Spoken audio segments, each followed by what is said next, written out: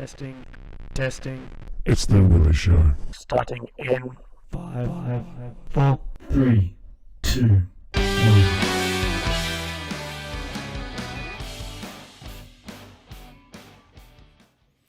So, hello and welcome back to the 10th episode of The Willy Show. Bear with me, this is my second, was going to be a longish episode as we go. This is my 10th episode and my second one off today. I'm sitting here with a recent friend of mine, Kale Rasmus, who I know as Kale Kones. But as you know, you might have read the post, Kale has dealt a lot with drug addiction, mental health, and both alcohol addiction. And most of them all at the same time, which is a cocktail for the alcohol, a cocktail for a sort of disaster. Kale has fairly recently come clean off everything. He's sitting here with a Red Bull and a glass of water. That's how clean he is, and I've got a bottle of red. And he's doing a fantastic job getting off, and he started his own business and is in a little bit of pain today with just sitting through a massive tattoo session on his leg. And how long did that take? About 7 hours. Holy fuck, that's actually pretty good for that amount of work. That's really fucking good. Yeah, should I give a plug? Luke Keane is pretty fast. Yeah. And he's a script master. Luke Keane. Fuck, I might hook him up. What shop's he at? He's at Mastermind Studios down south, South Road. Because I do need to get some more work Great done. place. And I'll be about that. Highly recommend. Fuck, maybe I should get him on here and be like, hey bro, let's live stream a tattoo of mine. Just so everyone can see. That'd be pretty good. Actually, that would be good. So everyone can see how poor my fucking pain threshold is. You and me both. He could definitely get something done in an episode. Fuck yeah, I'd be about that. We can talk shit. We can get like a topic we can talk on. Like, you guys need to discuss like this through to hell. That would be good. I would like that. Fucking hell, that'd be so good, man. So firstly, thank you for coming on, man. I really appreciate you. You're welcome. Thank you. Reaching out to me and being like, hey, like, I'm not sure if I'm the sort of the guy you're looking for, but this is what I've been through. And I'm like, fuck, that is the exact thing I'm looking for, man. Like, like don't be like, maybe. Like, that's 100% what I want. So anyone out there who has a story you think might be somewhat, for this show, it's fantastic. I was just saying to Carl before, like, what I want is a variety of people.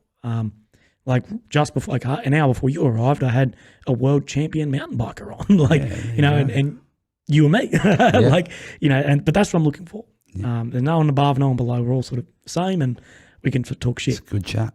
Yeah, and so before we jump into anything too deep, thanks everyone for joining. We really appreciate you, either if you're with us live or watching, whatever. Cheers. So where did this all start? Let's go through where your sort of childhood, when you sort of had that first drink of alcohol. Well, not going to lay blame on anyone. No. Obviously, I was the one that picked it up. I guess Mum and Dad split pretty early. Mum was a bit of a drinker. There's always cider or something laying around, probably age 5, 6, getting into a few bits of drink here and there, and come 7, 8, 9 with the cousins, older brothers and stuff, just pouring me up a bit more here and there and getting me a bit more immune. And I think probably when I was about 10 or 11, Mum had gone through some pretty abusive relationships, and I just started learning to escape reality. Yeah. And then marijuana started pretty early, and delving with like little bits of like trips and magic mushies and things around teenage 13, because I'd already left school before 14. Life moved pretty quick, man. It definitely wasn't slow. Yeah. I didn't really have much time to slow down and think when I was always moving and chasing the next escape from reality, because I didn't like to be in my reality. I wasn't happy with myself, and started finding out that I had a lot of mental problems like high anxiety and major paranoia as a kid. That's where I learnt to be a pessimist from probably the age of 15, because if you thought bad shit was going to happen and something good happened, you were pretty excited. And if something bad happened, you were like, yeah, well, that happened, let's move on now. It was just heaps easier to deal with things. And I don't know, I got with my missus pretty young age. We were together from 16. Yeah. And still together. You're still together, that's KK. Yeah, that's KK. It's me and Kirsty, and we're a bit of a formidable force, as people say, like to be reckoned with. And we stuck through thick and thin, and without her, I would definitely not be here now. So she deserves a lot of credit for helping me aspire to what I want to be. But I know that without putting myself first in the times of need recently, I would not have got to where I am now.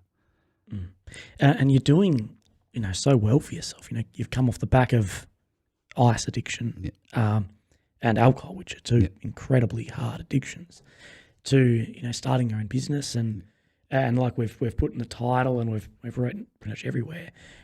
The biggest change for you isn't this business. It's you're a new man. Yeah. You're a new, well, most importantly, probably a new father. Yeah, it's 100%.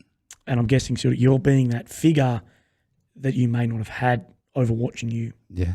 And is that what you'd put? A lot of those young, like when you were younger, those issues you went over was because you didn't have a figure like that, sort of guiding you into, no, Kale, this isn't a fucking good idea, and guiding you down the right path. Oh, 100%, definitely. There was probably only one of Mum's partners that stuck around long enough for me to call Dad. Mm. And then when I found out, like when they'd split, obviously went down a pretty bad road again. And then I was trying to get clean off drugs and all that sort of stuff. And when I first met my partner and was trying to do all the right things, but I guess you're right, maybe if I had someone there to steer me in the right direction.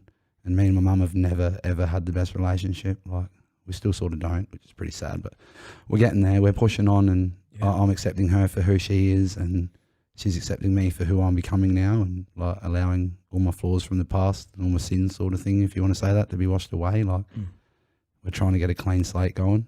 Yeah. Which is probably the healthiest thing, I think, for us. Oh, for sure. It's a fantastic thing. I was living away from home allowance at 14, so bad relationship with Mum, and everyone knew about it, and never moved back home pretty well.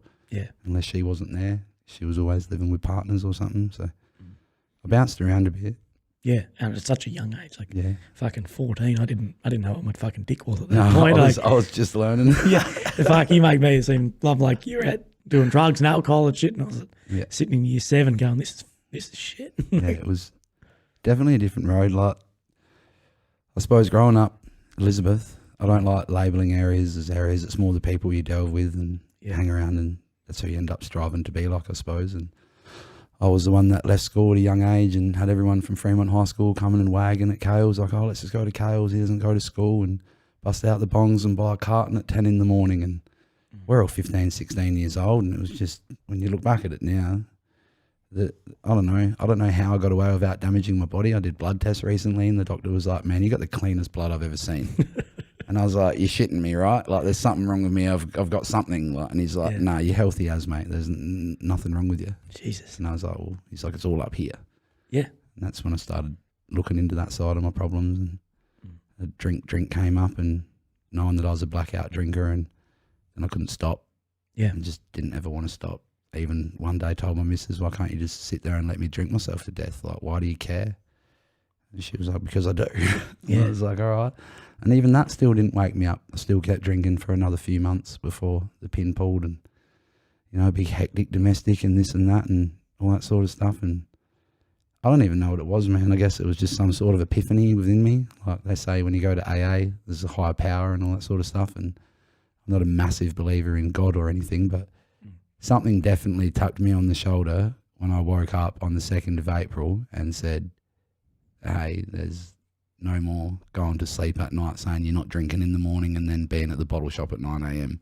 Today, you are not going to the bottle shop, Kale. Yeah. And through some, I don't even know how, man, some almighty weird power, I've managed to stay away from a bottle shop since. Yeah, and that was it. That's what. Yeah. So since that day, it's just like, something just hit me. Straight and narrow. Yeah. It's incredible. That's just, I think, in my sort of way, that's just your body being, you've got that underlying, like, bit of grunt about you being like, well, no, and you identified that this isn't normal. No, definitely not. And I think it's sort of, you identified a lot earlier that this wasn't normal, but putting those steps into place took a lot longer, because everyone knows, like, anyone who's like, I didn't know alcohol or drugs are bad for me or bad for everyone, is a fucking liar. Everyone knows. Everyone knows that. Like, if you don't know that, you're an idiot. But to then actually, take the steps to get off that is an incredibly hard thing. Oh, yeah. So when did you pick up the more hard drugs? I also got introduced to by an ex-mate, probably around the age of 17. And how did that happen? How did that go down? We just at a party, and mate pulled out a little bit and was like, you want to try some of this? And I was like, yeah, all right, give some a go. Because I'd tried trips and a few other things growing up, and it was just like, try the next thing, and just tried some. And of course, when a lot of people say, like, that first hit, man, just just opened your eyes to a different world. It was a completely different escape to opening a drink or smoking a bong of marijuana, like weed or whatever. Like it was just so much different. And then my mates had an endless supply. So basically I had an endless supply of almost free drugs. And before I knew it, within a year, I was pretty well fully hooked. And that's ice? Yeah, I was just on ice. I was just pushing away anyone that loved me, attacking anyone that didn't have a bar of what I was doing, and just going right downhill pretty fast. And then my partner got pregnant with our first kid. That was my son, Toby. He was born. I probably should have got off immediately. I should have been off. And for some reason I thought I could hide the fact that I was still on. Was just still chasing, again, the first relief, the first day of having it. And of course it never comes, because every time you take a drug you get slightly more immune to it and more immune to it. And you're always chasing that feeling of that first drink, that first pipe, that first smoke, that first eat of ice, that first trip, that first whatever anyone's drug of choice is. I'm sure they all know that the first time's always the best, but not very many people can stop it just that once. Yeah. And they just continue to chase it. So. Yeah, because I have no experience with drugs at all. That's good. And I think I almost put that down to being in the army so young. You know, I came from a really solid family into year 12 and straight to the army. So there was never that real, I was either in school or in the army. There was no in between. In between. Yeah. I think that's when a lot of that stuff happens. Yeah, uni it does. Yeah. But I hear again and again that it's that first time you have it. Yeah. You like you said, you're constantly trying to chase that back. Yeah. And, a lot of guys like me and hopefully yourself again will never have ice. No. What's it like? Like what is that first trip? Because I know a movie will show, you're floating bloody this and that. The best way you can. I guess with ice, most will know, I swallowed it the first time. And of course you got the burning of the tongue, the whatever, if it's good, this and that. And then I suppose within 5 or 10 minutes, I started to feel a bit of a sweat, a bit of an adrenaline, a bit of an endorphin release. Started to realise I couldn't shut the fuck up within pretty short time, because I was pretty young and immune to that drug. People I'm on ice then all the time. It hit me pretty quick and pretty fast. And then, you're just off on a whirlwind. Like, I suppose some people are different. Every drug affects everyone different. But with me, it was a real emotion blocker. I didn't get very heightened emotions when I was on gear, when I was on ice. I was more of a shut out person. I walk around with sunglasses on, try not to talk to people, try not to think about much. And that's when you realise you're an addict, is you're doing it on a Monday and a Wednesday during the day. You've got nothing to do, and you're just sitting at home watching TV, fucking Judge Judy with sunglasses on because it's too fucking bright outside. And you're like, what the fuck am I doing, man? Yeah. Like, why am I doing this to myself? And I started to realise that the effect of it I didn't like no more. I didn't like running around, sweating, having to hide my face, not being able to talk to people, being paranoid all the time when I was off it, even when I was on it. Once you start to get paranoid when you're on it, you've had enough. Yeah. Like, I'm really lucky that I woke up when I did, because I know a lot of people from the day that are just, as everyone says, are just cooked, just fried. They're not themselves anymore. They will never, ever be themselves again, which I got pretty lucky to be able to snap out of it eventually. Incredibly lucky. I was pretty happy with myself. Yeah, fucking A. I think everyone's fucking stoked that you are. And you mentioned that you had your first child, Toby. Yeah. And you were like, I can hide this. Yeah. So, but did you want to get off it then, and it was a failed attempt? Yeah, it was a bit of a failed attempt. There was a bit of I think I can take myself away from the situation. Yeah. Like, not hang around the people and do this, but when you're so close to people and that's your day, it's such a habitual thing, like they say, with many drugs, that I suppose the only way to put it is they say THC is not addictive, it becomes habitual. So to me, I knew that I was addicted to meth, but I still kept telling myself, nah, it's just habitual. I just like to be in that zone. If I'm not in this element around these people, life isn't right, life doesn't feel right. So it just became like just became the norm to go to my mates all day, all night, be off like just completely off my face, come home and just air graffiti, pretending I was asleep all night, wake up to my son, give him a bottle, put him back to bed, continue to air graffiti, and then wake up at 7 a.m. and lie and say I was going to work. and it just became a real routine. Yeah. And then I didn't see a way to break it until, of course, a lot of domestics and a lot of fights with my mum, because we'd moved back in with my mum at that one stage for a little bit, and she laid an assault charge on me. And I went, well, I had like 58 driving offences from driving without a licence, and they had all been put off, and I was going to face them all at once. And I was like, I've got to do something. I've got to get away, because I couldn't seem to not do it when I was living in Adelaide. And I knew that I was too scared to walk up to a stranger and ask for drugs because of the way I first got the drug, and I'd never had it from anybody other than one person. I had this pretty strong sense of belief that if I could take myself away from this one person, I could beat this drug. Yeah. And it worked. Because that's what I was going to ask. You mentioned before, you said my ex-friend was my connection, I guess, to get the drugs. Can you go through what happened there when he became not a current friend? He was still a really good friend of mine. I was telling him that I needed to get off the drug.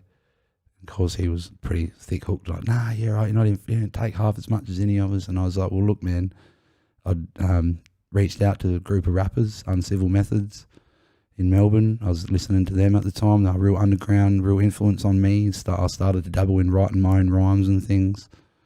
And I'd reached out to one of them through email, and I couldn't even believe it. He hit me back, and he was like, yeah, man, come to Melbourne. Come and record with us. Like, we'll meet you. You're one of our biggest fans. Like, we've never even been heard outside of Melbourne. They couldn't believe they had a fan in Adelaide. So I spoke to my ex-mate now, and I said, dude, I'm real to get off this drug. I want to go over here. All this stuff's going on. Can you help me out with some cash? And he was like, yeah, well, I'll lend you $1,000, go to Melbourne for a few weeks, make some music, kick the drugs, come back. And when I got there, I fell in love with the place. I fell in love with the situation. I was living in a caravan park, drinking copious amounts of booze, just going through like 230 blocks of Tui's New a day. Everyone in the caravan park was an alcoholic. We just all barbecued and drank piss. And then at night, I was at my mate's in the recording studio smoking copious amounts of ganja. And I was like, well, this is great. I'm not taking ice. I'm feeling healthy. I'm eating like a king. I've got all this money. I was working on a farm milking cows. I won a bet. I didn't get shut on for 3 months. That was unbelievable. Couldn't believe it. $100, thank you.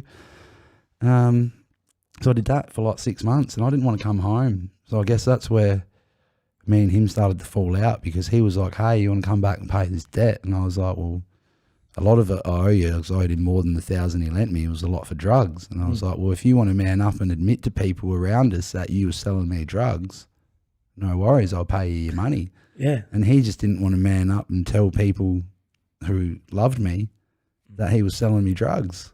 And I was like, well, what do I owe you money for? I was like, if I don't owe you money for drugs, I don't owe you money for anything. Like maybe $1,000, like not 5. And yeah. So it was a real hectic thing, man. And I came back from Melbourne, and I sort of slid my way into Adelaide because I knew I had the warrant for the assault and the warrant for all the driving offences. And I went and hung around some silly people on someone's birthday, and someone punched someone in the mouth, and I got grabbed by the cops, and I tried to tell them my name was Paul Miles and I lived in Melbourne, and they looked up my address and my name and were like, nah, you're coming with us. And then I told them who I was. I didn't get bail. I did a month in remand centre. That was the first time in my life I was sober. Yeah. That would have been from memory, like through like 100%, like no drugs, no nothing. There was no weed, no nothing, just 32 days in there, and I came out, and within 10 minutes I was on a quarter and drinking a Woodstock. And how was that first time in remand? Yeah, that was getting sober. How did you feel? How did you feel through that? Like in the beginning, middle, and the end? Yeah, them first few days, I was actually stuck in Christie's Beach Cop Shop in a viewing cell, so you could be seen from the front counter. Anyone that came in to make a report could see me there in my white canvas suit, because they took my clothes off me, and I knew that got me seen by a doctor. And I told him, man, I'd just come off of ice, this, that, been heavily drinking copious amounts, need some medication in here, starting to bounce off the walls, really getting sick. They were like, nah, you'll be fine. And took me to the watch house for 7 days in a canvas suit, still on suicide watch, because I just kept telling people, anyone that asked me, they're like, how you feel? I was like, I just want to die. I don't want to be in here, man. Like my son and my girl live here. Like we'd done our own little thing while we were apart. But jail was just different once I got to the remand centre, and I'd never been in jail. I'd been in a cell for a few hours. I'd been pretty lucky to never go to jail as one of them yet people. And then to get checked in to the remand centre and go into Unit 1 and everyone's eyeing you off and looking at you. I'm not going to lie and say I didn't shit my pants, man, when I first walked in there. And I was really lucky I had a good cellie. Yeah. That showed me the ropes and told me what to do in the morning. Like, make your bed, walk out, stand at the door. And then when I say you run for that fucking jam and I want all the strawberry. Yeah. And I was like, all right, no worries. I know what to do now. Like, okay, every morning get up, make my bed, stand at my door. And then when they say release, run for the fucking jam. Like, that's all you need to do in jail. It was definitely eye-opening though. I've seen some shit in there too. So it was a bit scary. Big difference. Eh? And how were you towards the end of that? Sorry. Like, so how were you towards the end of jail? Like, Well, once sobered up. Once it'd been like 28 days, I actually started freaking out. I thought these dudes in the cells above me were trying to tunnel through the floor, trying to come and get me or something. Like, really? I started getting full highly strung, couldn't sleep. Full stress, and like the drugs they give you in there, like the sleepers are nothing. Nothing helps. They're all like the down B grade, C grade of whatever you can get. So you know when you go to jail, if you're someone that takes medication, if you're on like 30 milligrams of Valium a day, they're going to be lucky to get 5 in there. Oh, really? So for someone like me that was probably should have been on a lot of shit like that they weren't even giving me anything, I had a pretty hard time. Yeah, fucking oath. So it was a bit of a relief when the judge when he's still my mate now. I'll give him this. The dude finally stood up in court and said that it was him and that I'd done nothing. And I got released with all charges dropped and lost my licence for 6.5 years because facing my driving offence charges. Yeah, shit. And what happened to? He ended up doing a year. Yeah, he got pretty unlucky, but I suppose that's what you get when you punch someone in the mouth and steal their phone, and you've got prize for that sort of shit. Yeah, so fuck.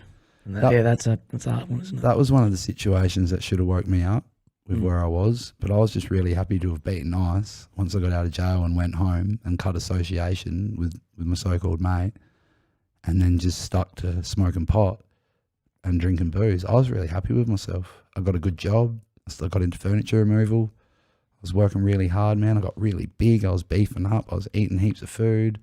And I found out my missus was pregnant with our second kid with my daughter. Life was going really well. We got our own house.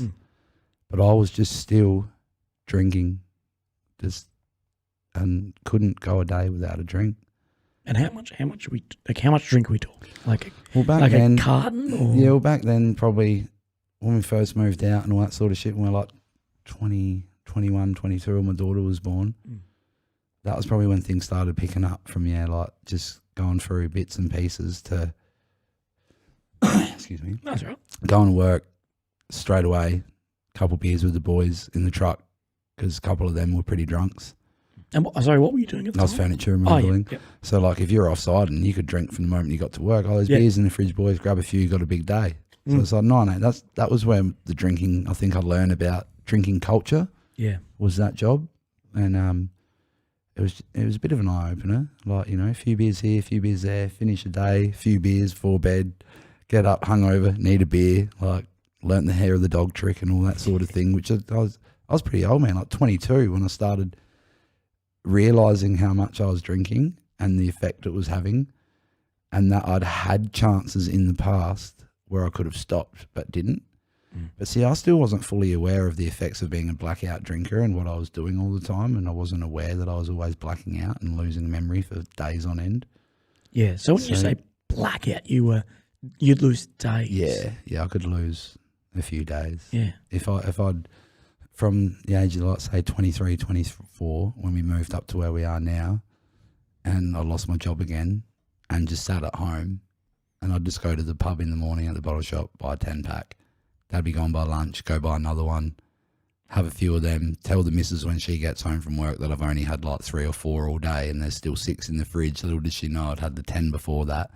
And then so they'd go pretty quick and she'd be like, well, now I want a few more. So I'd be like, yeah, sweet, I'll go buy a bottle or something. And every time I'd walk to the bottle shop, I'd always scull a long neck. Scull a long neck, $6.50. Scull that down quick, no one needs to know, over the fence. One day I walked past this fence where I threw my bottles and threw it over and just heard it smash on another one. I looked up, there was like 50 bottles in this empty yard. I was like, I've been there since last week, man. It's only a week. Like, fuck, you walked here a few times. Yeah. I guess, you don't notice. And I didn't even know why I was drinking till I stopped. And then like, once it hit me that I drank a lot of the times through jealousy and to escape reality of that I didn't like my life. Where do you think that jealousy came from? Oh, I was really jealous of my partner for a while. Once she got her job a few years ago was when I really went downhill. Man, because I had nothing. I'd lost my job. I'd said to her, "You're working so hard. Someone needs to be at home for the kids." Yeah, like we sheltered our kids, man. My son's 13, probably doesn't know how to boil an egg, doesn't know how to put the kettle on. Like, I guess at least he's not doing math. That's it. That's it. At least he's not doing math or doing trips and partying like his dad was. Like, my missus often likes to look at him and say to me, like, "Can you believe fucking he's 14 in August and you were already out with your cousin Trevor munted at parties?" Yeah. And I just look at him and he looks so much like me and I just fucking shake my head like, no, I can't believe it. I look back at it and go, wow. Like how did I manage to get through it all?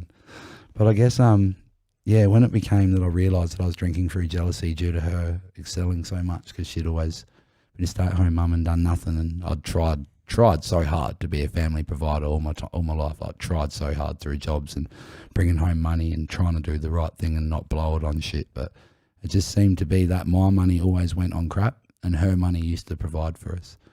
And then when it actually became to me a realisation that I was sitting at home doing nothing, getting paid nothing, and she was at work working her ass off, she became a room attendant at the start. Yeah. Within a year became 2IC, and then a year after that, now she's general housekeeping manager of Chancellor and Curry. Like she's rose to the top, man. And instead of me being happy for her, I was pissed off. I was a dickhead. I didn't know what I was doing. I was jealous and really upset with myself for what I'd become, and I just wanted to drink myself to an early grave, because I was definitely.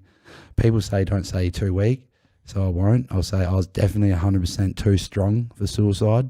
Yeah. All right, because that's what people say. Like the weak people are probably the ones that actually go through with it. If you can't do it, that means there's something fighting in you to stay here, which now I know was to become a better man for my kids, man, and for my family. Yeah. Like, because the shit I've put every single person through that's ever been close to me, I was borderline narcissist. No one could do anything if I didn't want them to. I was fucking really controlling.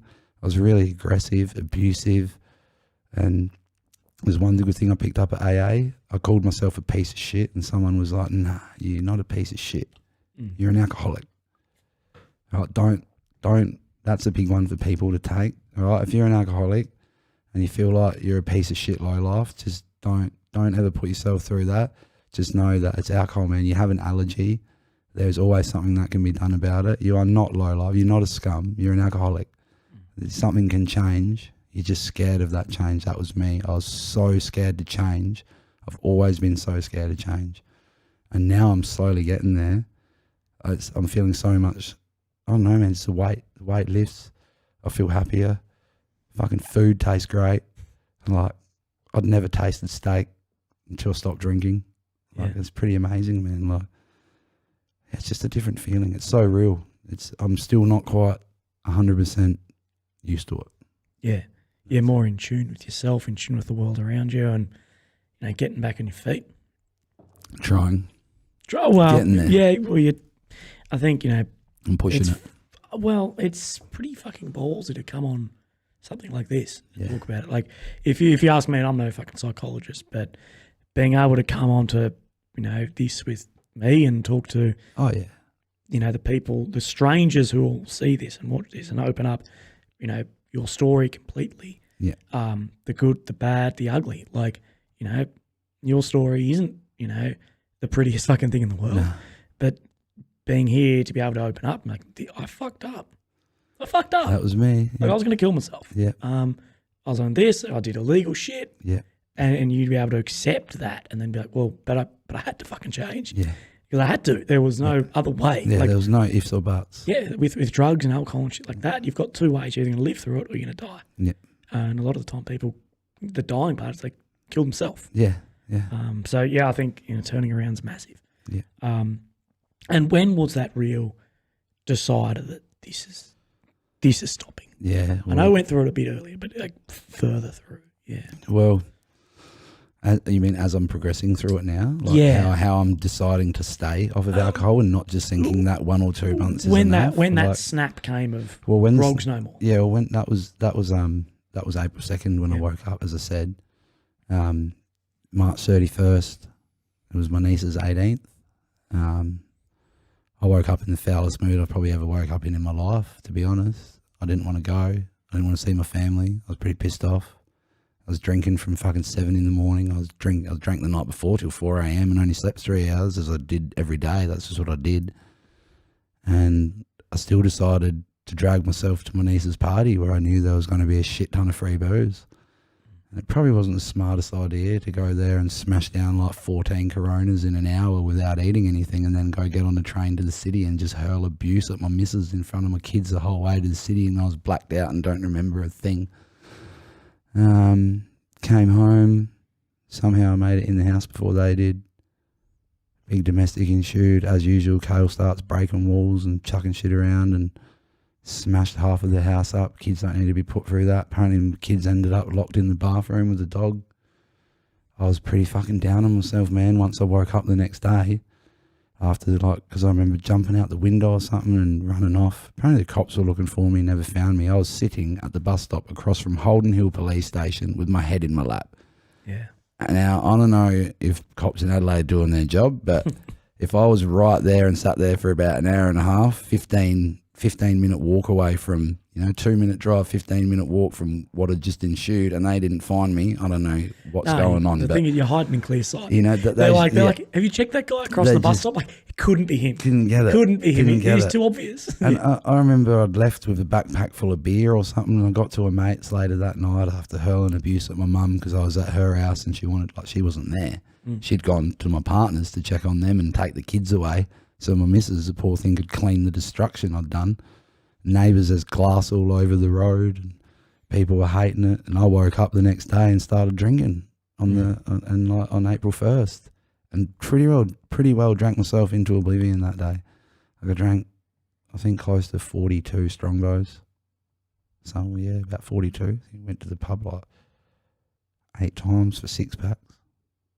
And they all went. I only gave 2 away. So I drank a fair few. And then, I just woke up the next morning, man, as I said, Willy, and just went, something just whispered to me, man, like, that's enough. Just a light switch in your head just flicked over. Yeah, it just flicked. And this just isn't good enough, I guess. And that was the day I went home. I got to go home quickly and have a shower and apologise to my son and my daughter and to the missus. I didn't know what she wanted to do. And there was beers left in the fridge. And she went to the bottle shop and came back with a couple of drinks for her because she was stressing. And I said, look, I'm going to take these beers, but I don't think I'm going to drink them. I just want to take them.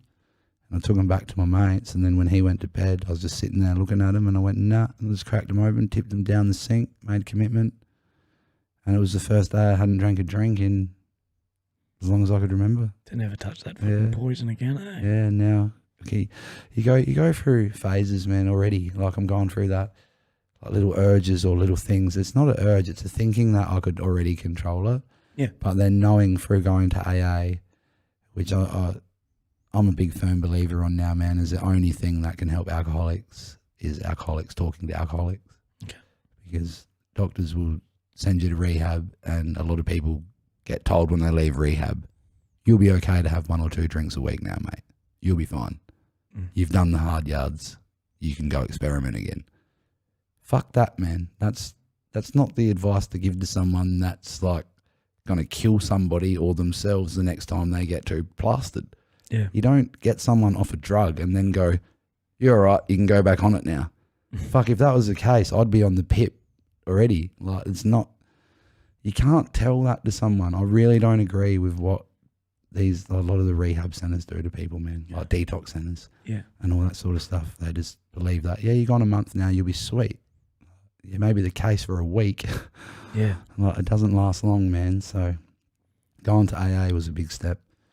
Walking in and standing up and saying, hey, I'm an alcoholic, and getting people come around you and you feel the warmth, man, and the care, and you start to trust people there pretty soon. And I didn't even go far enough to get a sponsor. I felt like I backed out pretty early because there's so much more I could have done in that program than just reading the steps, going home, thinking about them, going back to meetings. I went to like 40 meetings in 30 days or something. Like I was smashing them in for a while. Yeah. And people were trying to tell me to do 90 meetings in 90 days, and started feeling pressured. And I think I found my willpower within myself. Like I really found my zone, man. I found my zen. Yeah. Like I've really found that my zen and my center doesn't have alcohol in it anymore, which I'm pretty thankful for. Yeah, fucking A. And what zone would you say that you're in currently? Like, do you see a drink and think, fuck, I wish I could have that? Or do you don't have that urge anymore? I still envy people like yourself, you know, people that can have a drink and then not have a drink or whatever. Like, if you know, my zone now is just staying centered, staying in the know that alcohol will cause me to do something really stupid again. Like the things I've done on alcohol, man, I would never do straight. Like, people know that's not me. Like, it's 100%. And like a lot of people, when they say an allergy to alcohol, they don't understand what an allergy is. You know, like an allergy is not just when you get a rash. Okay. An allergy is a reaction to a substance. Like, doesn't matter if it's chemical, this, that. It's an allergy, man. So a lot of people, when you tell an alcoholic, man, you're allergic to alcohol, they go, oh, fuck off. They don't grasp what you mean. So like to understand that and to now know that, hey, without that in my body, I'm going to be a much more centered person. Yeah. And that just keeps me at peace now a little bit. Yeah. Like, I've never had peace within myself ever. But to know, man, that I can go into a pub, have a nice meal and have a bottle of water and a can of Red Bull on the table, and me and my missus will polish that whole bottle of water off and our can of Red Bull, and we can sit next to the keg room.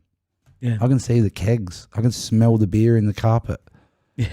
Like, yeah, there might be a bit of an urge, but the relief when leaving and knowing that I haven't had a drink is so much more better than knowing what could happen if I do have a drink.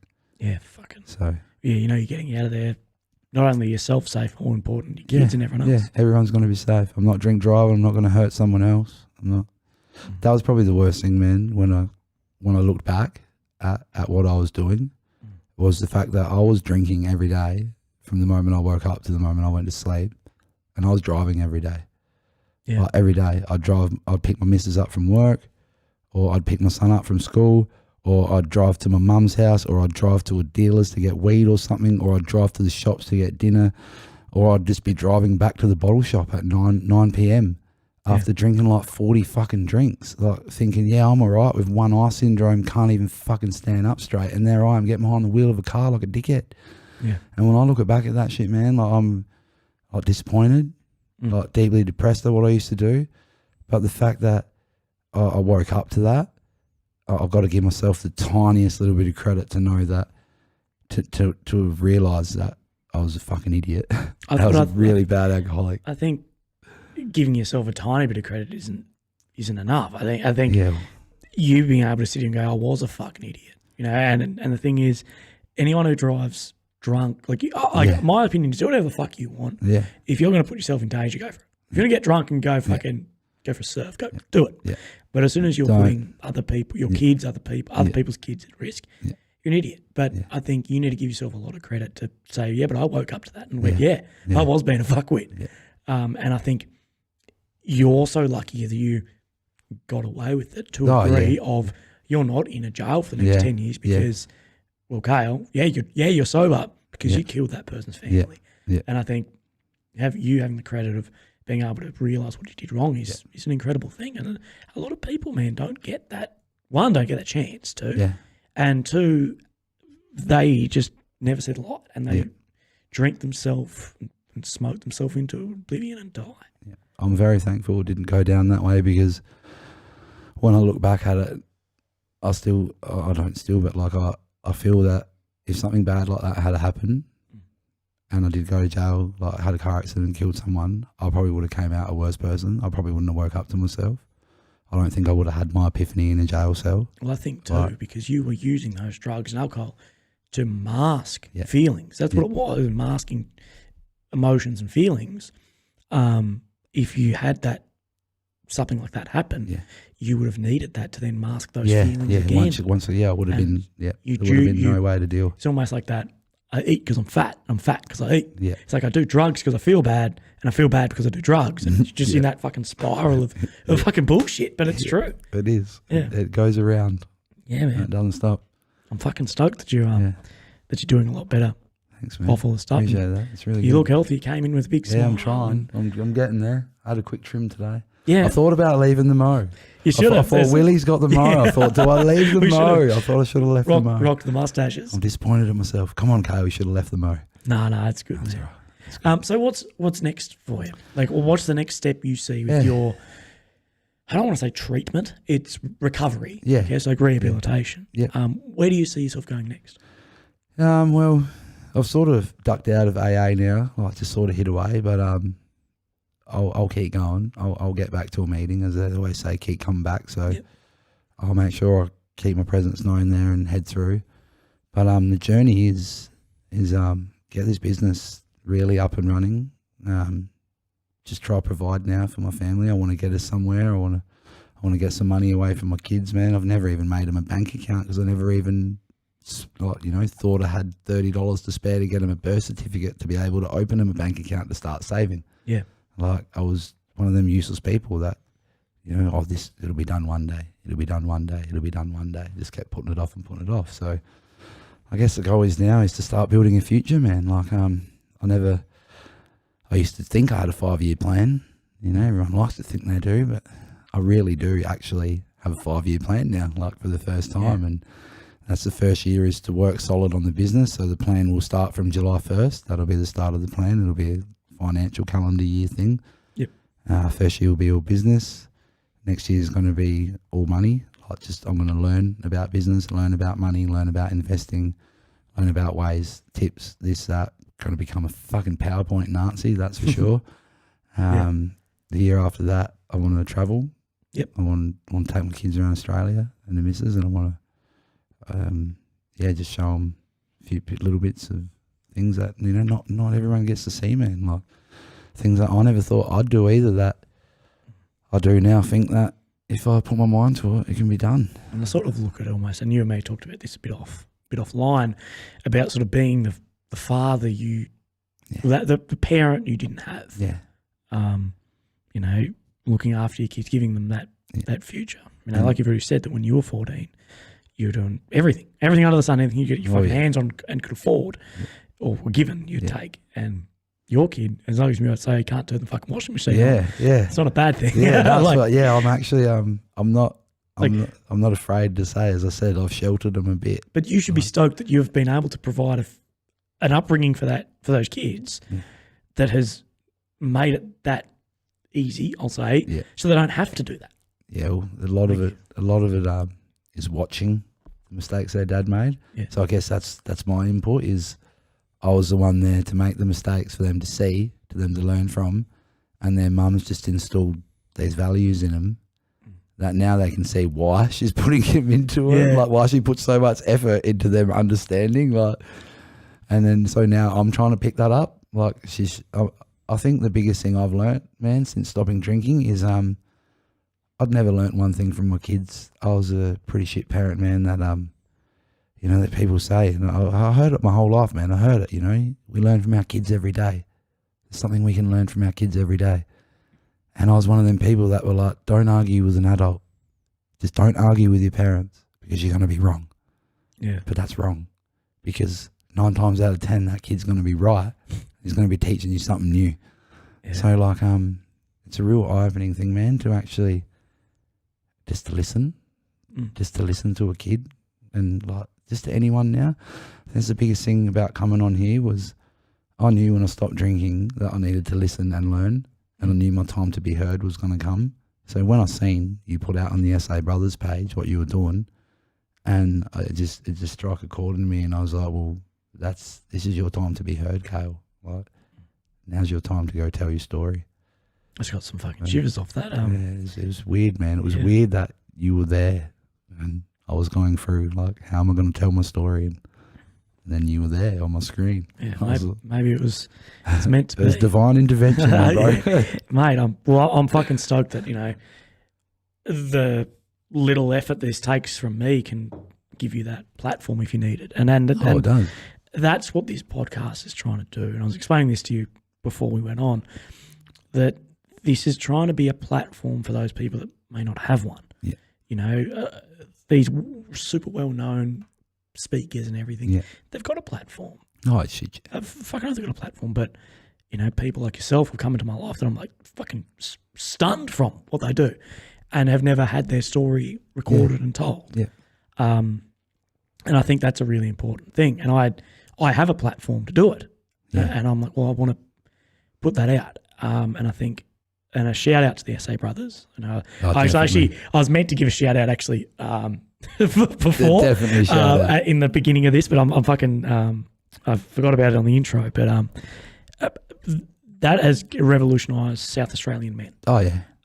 So for those of you not aware who may not be from South Australia, you don't need to be actually a South Aussie to join.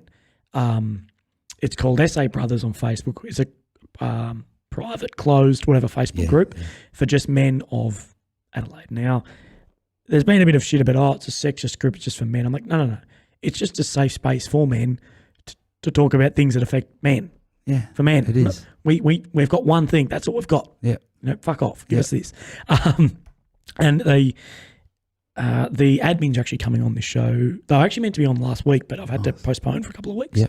And they're a fantastic platform. And to get you and me in touch with each other, and that's brilliant. And I'm so stoked to be able to give you that. Without them, man, I don't know where I've been a couple of times. I've put a post on there in some, you know, dark black dog days, and you get a lot of the brothers straight in your inbox, mate, like throwing you advice, saying, come round, don't do this. And 100% without them, because I was on there a long time before I stopped drinking. Yeah. And I didn't reach out for help before that. But when I did, the help that comes through, man, is next to none. Yeah. Like there's a really good bunch of blokes on there. And you know, there's, as with that many blokes, I think there's 20,000 or something now. I think it's fucking ridiculous. Whatever it is, fair few. Like, it's epic. Yeah. You get your people like there. I seen it was just before I quit drinking. Someone made a post on there like this group's just alcohol fueled, this and that. Like rah, how can you help people with their problems? And you're on here saying come for beers. And yeah, it struck a chord with me after I stopped drinking. But then I realised, like, hey man, if you're an SA brother and you've got the power to not drink and you want to go to an SA brothers meet, you shouldn't be put off by the fact that the bros that can handle a drink are going to be having a drink, man. They're not going to tip one down your throat. No. Like this person had such a whinge. I think it was, and me and John ended up having inboxes with each other about it. And I was like, man, yeah, he had like a leg to stand on in his argument, but he went about it the wrong way. It was absolutely terrible. Yeah, but I think he didn't need to abuse people. No, that's just the fucking wrong way. Yeah. Like, fuck off, mate. Yeah. But I think the term "come for beers" is not meaning it come for a drink. It's meaning let's hang out. Like I would say, like well, you said to me today. I would easily say to you, "Hey man, come for a beer." Yeah. That doesn't mean come and drink. If you rocked up with a red, I don't give a fuck. That's it. It means you're having a beer. It's just a term. Yeah, that's it. I'm actually I'm really looking forward to getting down to these at the Northfield RSL. I think there's a few around. Yeah, I think they released it like a day before. I think they're still meeting there. I have to get on and have a look. Yeah, so but I'm really going to pull my finger out and get down to a meet. They're definitely got to get there, meet some people in person, and thank some people in person. Yeah, so myself and John and a couple of other admins have sort of been talking about how we can integrate sort of more of a podcast into it, like this. Yeah. And looking for sort of SA guys to come in and talk about things. So, and like sort of ideas we've had, like along the lines of say, you come in and we bring someone else who struggled with alcohol in, and me almost just be a moderator to just, sort of ask some leading questions or whatever, but really just have you guys talk and sort of bring out these men in South Australia. Let them be heard. We're in the mix of it. And if there's any other guys listening to this from SA Brothers, hit me up. You'll find me somewhere, or I I'll be hit either of us up and we can shoot you in the direction. I'll be a second. I'll second that. If you're nervous about coming to do this podcast with Big Will here, man, but don't be, because like you're nervous when you first get here, and then you sit down, you just start chatting, it all rolls off the tongue. Oh, mate, this is enjoyable as fuck. Good. Like, it's good fun. we sort of came in and we showed you how everything's going to work, what the cameras looked like, whatever. You haven't seen that I've drawn a big dick on your head. That's all right. That's all right. But, no, it's been. It's a good process. No, it's good, and I honestly, man, I really enjoy sitting down with anyone and having a yarn. Yeah. So look, we're probably almost looking at finishing up there. I Yeah. think we've gone over most. Actually, what I want to do first, I want you to plug your business quickly. That's what I want. I want you give good. Yeah. You How go. am I going to do this? All right. Absolutely, Well, however. all right. Well, I'm KK's Can and Bottle Collection. You can find me on Facebook. That's right. Capital K's Can and Bottle Collection. We'll plug the name twice. I'm a home recycling service and business. Like, I'll come to you, I'll count your recyclables and pay you cash on the spot for your cans and bottles. It's obviously a price list. 0 to 99. People like me saying that, 0 instead of 1. Yeah. I'll pay 5 cents. 99 to 500, I'll pay 6 cents each. And 500 to 5,000, I'll pay 7 cents each. If you're lucky enough to drink more than that and still be functioning and have more bottles than that, I'll pay you 8 cents each. Also do free scrap metal removal.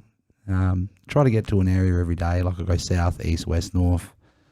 I'm not afraid to travel out. I've done Lewiston. I've got a job coming up 15 k's outside of Port Wakefield in a couple of weeks that I'm going to go do. I'm not afraid to get my hands dirty. I just got a hobby for driving, a hobby for recycling. Yeah. And that's how the business came about, is I thought I'd combine them both and I might be able to make a little bit of coin and help people out as well at the same time. Yeah. And the response I'm getting is pretty amazing. Like, I know Yeah. there's a couple companies out there that offer this service, but I don't think they're as intimate as me, mate. Like, they don't knock on your door and greet you with a smile and ask you how your day's been and count you up and pay you cash on the spot and, you know, wish you the best and hope to see you again. And, you know, a couple of them just rock up, throw the drum down, give you $15 and take your drum away. They don't care. Yeah. They don't care to help you, mate. I'm there for the customer. You know, like, yeah, I'm plugging myself big now. Fuck, I don't give a shit. Go for it, like, man. I'm trying to offer a service, and you know, I'm getting people. You get your people. They're like, oh, cans of bottles are 10 cents each. You're a fucking ripoff. So, mate, I'm offering a service here. Like, come on, you know, like you don't. That's how this works. Yeah, That's how hello. how Like, business come works, on, bro. mate. You know, Coca-Cola small doesn't buy business. Coke for the same price you buy it in the shop. Yes, like, come on. Yeah. But yeah, me, you know, with the help of my missus and that, sort of every now and then, a bit of admin for me.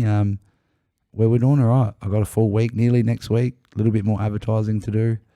I just advertise on the regular, and I'm sure, you know, I've got a couple restaurants now that are regulars, and there's a big business plan that will all start in the next couple of days. So yeah, I'm going to hit the ground running, business cards, flyers, all that sort of shit soon. So. Well, there's a lot of people writing, you know, that you've helped them out a lot with S8 Brothers and stuff. So keep doing what you're doing. And that business, you know, I think it's helping your recovery massively. Yeah, 100%. Keeps you busy, keeps you off the fucking piss. Yeah, that's it. Sitting around home doing nothing would be the fucking worst thing. Oh, yeah. Yeah. I last about an hour playing Fortnite now, playing video games or something stupid. I don't even mate. fucking last that, mate. Fuck me. I get on in Forza Horizon. I'm like, I might like do some drifting today. And like within an hour, I'm like, I got to look for some work. All right, who's got cans and bottles for sale? Like, let's go. Yeah. So I'm keeping busy, man. Gonna start getting fit again. You know, just trying to stay healthy. Yeah, that's fucking awesome. Keep my mind clean. That's the mission. Yeah. Well, brother, it's a absolute fucking pleasure having you on. Thank you very much. I honestly, bottom of my heart, I think your story's fucking important to be told. So many people deal with, you know, hard drugs and down to, you mentioned, you know, you're hitting marijuana and alcohol hard. They're pretty much seen in society as non. Yeah, they can be. It's just, who cares? Nothing. Yeah. When no, you're like, well, it is effective. Yeah. So honestly, from the bottom of my heart and all the SA guys, thank you so much. And for everything you do. Yeah, thank you. So, mate, thank you're you, a legend. Willy. Thank you, brother. Much respect. Thank you very much. Anytime. So, this was episode 10 of The Willy Show with Kale. Talking about alcohol and drugs, and I hope you've all got something out of it, and I really hope you've all enjoyed it. as always, there's heaps of these episodes. It's number 10. There's actually 11, but the first one's just me talking fucking shit. So absolutely just have a scroll through, see what you think. Anything you want me to change on this, feel free. And if you've got anything, you want me to talk about or me to bring someone in, absolutely just come and hit me up and I'm more than happy to come and say good day. So from myself and Kale, thank you and good night. Have a good weekend. Thank you very much.